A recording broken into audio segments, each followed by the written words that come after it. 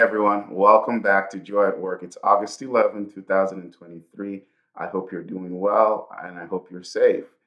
Thanks for taking out a few minutes to reflect with me on Joy at Work. Hopefully, you find this useful, and I'm hoping you're sharing this with others who really need to do something different to experience joy at work.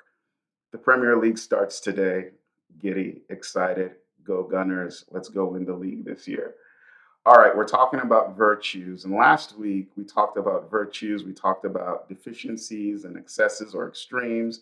And this is our response in situations when we have too little of a response, it's a vice. When we have too much of a response, it's also a vice. But when we can find that sweet spot in a given situation to the right object or thing in the right amount, it's a virtue. And we talked about some of them: wittiness, courage, righteous indignation, and others, which we'll go through over the next couple of weeks. But I mentioned that practical wisdom is important to acting virtuously because it is a thing that helps us understand how to demonstrate or show the virtue in a given situation.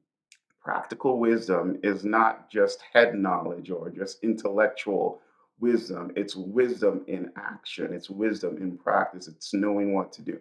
And I'm sure you've all seen people who you'd say, man, that individual acted pretty wise in that situation with their response and things like that. So, how do we cultivate it if it's so important and foundational to acting virtuously?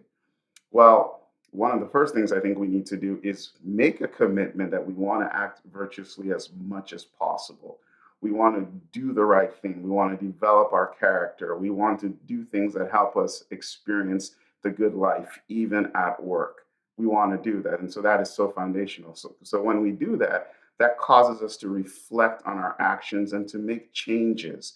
Practical wisdom comes from practice, actually reflecting on how I acted in a given situation and determining to do something different if I realize that my action wasn't the best or most appropriate in a given situation.